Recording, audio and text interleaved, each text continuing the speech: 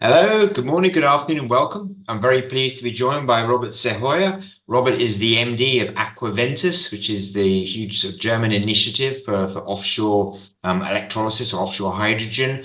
And Robert's going to be speaking at the forthcoming World Electrolysis Congress from the 4th to 7th of March in Düsseldorf. So welcome, Robert. Thank you for joining me. Yeah, thank you, Nadim, and thanks for having me.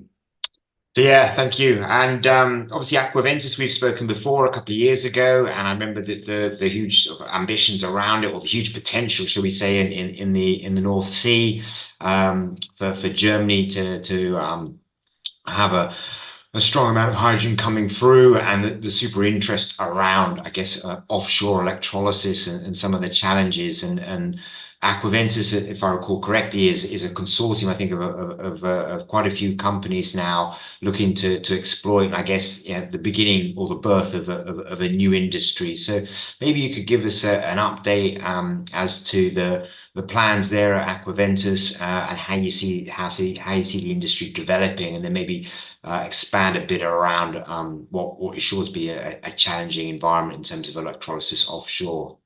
Yeah, happy to do so. And thanks for giving me the chance to speak to you in a successively, no, not in a second go, basically. So Yeah. last year as well. I think the event has been very interesting and very enlightening for me as Aquaventus. The whole initiative is about to use the offshore wind, the high wind potential, to have offshore wind turbines, which is basically an existing market, but is going to be expanded in the North Sea and globally quite rapidly. And what we want to do is basically to put electrolysis on the back of that turbines and produce the green hydrogen directly offshore. We think that there is less competition in terms of space, so and also factoring in the vast potential of the energy or the wind amount that is available in that area. And now comes the second thing with little small steps, desalination and everything in between, that this green hydrogen in form as gas needs to be injected into a pipeline, and which is then transporting the green hydrogen onshore and Hmm. presumably Germany, and where the demand centers are, which is continental Europe. And we know that this region needs green hydrogen in tremendous amounts. And in terms of resilience and redundancy, we would like to offer one opportunity to cover this demand.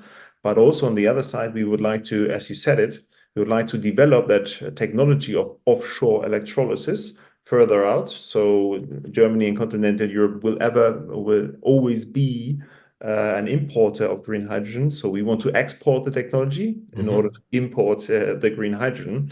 That is basically the concept of Aquaventus. And I think compared to last year, so now to answer your question directly, we have made tremendous successes in terms of the pipeline infrastructure. Hmm. So there is our Aquaductus project is part of the German core grid, which is the offshore pipeline to our area where we have an 1 gigawatt field for demonstration purposes of offshore electrolysis. That field is going to be auctioned off, presumably by the German Ministry for Economics this year. And we need powerful consortia and obviously also powerful electrolyzer producers and people around that electrolyzer industry Hmm. in order to put the electrolyzers offshore and grab the potential which is available. Yeah. You said 1 gigawatt sort of demo area or trial area. That's a huge trial area. I mean, I assume that the steps are going to be much smaller in terms of sort of pilots and testing. Absolutely. I mean, Yeah. that's a contradiction in itself. So a one gigawatt demonstration project, but that's exactly what Aquaventus is lobbying for and stands for and has developed a concept. So we will have smaller pilots, demonstrators before that, so that nobody starts with a 15 megawatt windmill and 15 are doing the same mistakes basically on a daisy chain. Yeah. So that's why obviously demonstration purposes and demonstrators and pilots are very essential in order to grab that still testing area, because we still think that the hydrogen, which is produce on that 1 gigawatt field will not be very much in the money. That's why our claim is always to have a larger amount and even further out into the North Sea, because especially when we are 400 or more than 150, but 200, 300, 400 kilometers away from shore, looking at the vast energy amount of several gigawatts of wind energy, which is available, and then transporting it via pipeline onshore. This is exactly where Aquaventus makes sense. That's why this 1 gigawatt field, which is surrounded by other offshore wind to electricity fields, is still a demonstrator, as this is basically on our roadmap to grab the full potential. Studies show that there's only in the North Sea, we do have a potential of 60 to 70 gigawatts of offshore electrolysis. So basically that's the energy amount which is very in the far-flung areas, distanced to shore.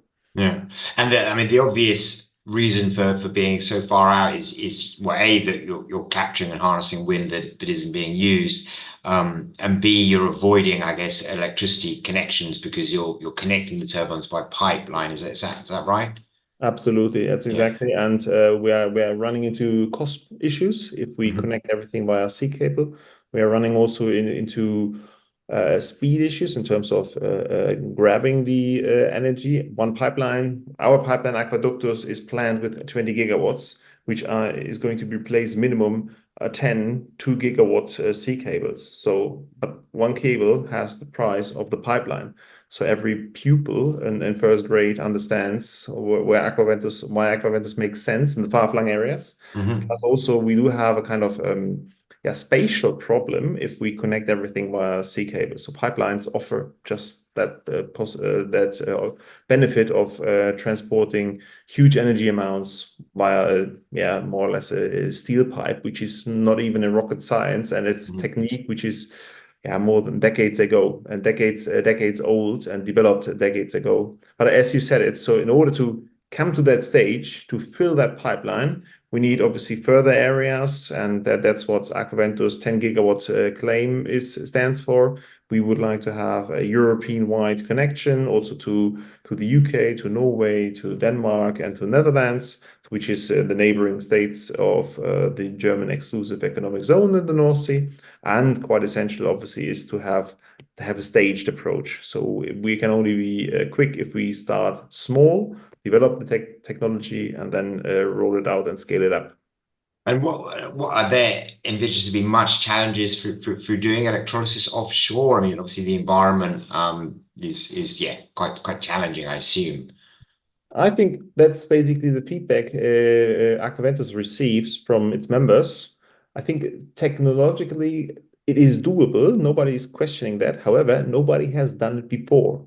So we need to exercise in terms of piloting and demonstrators first the whole value chain, because you can't think of what you can't think of.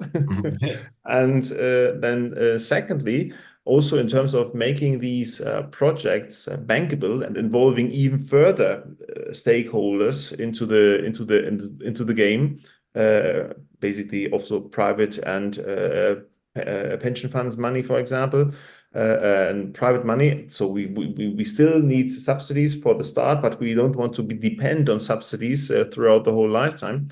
So in order to have the demonstrators, the demonstrator basically tells you, okay, the certifier, okay, you did your job right, bang. The certifier then, or the developer goes with that certificate to his or her insurance and insures the project. And then with that insurance, you go to the bank, and the bank gives you a loan, which is, let's say, a couple of basis points cheaper.